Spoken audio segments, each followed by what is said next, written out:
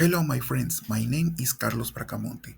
I'm 25 years old and I'm from of Peru in Lima.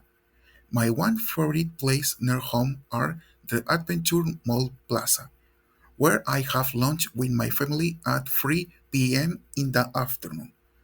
On the weekends and sometimes I go to the movies with my friends.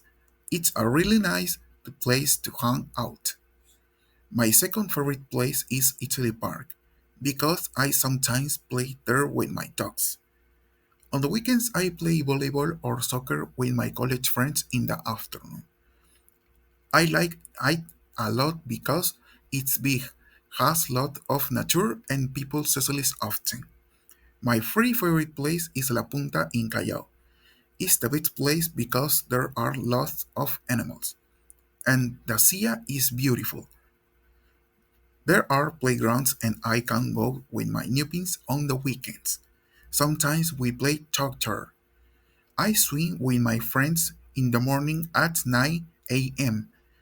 Then I eat ceviche and chicha for lunch. The place is very interesting and lively. Then I get home at 11 p.m. in the night and go to bed until the next day. Thank you so much, my friends. Goodbye.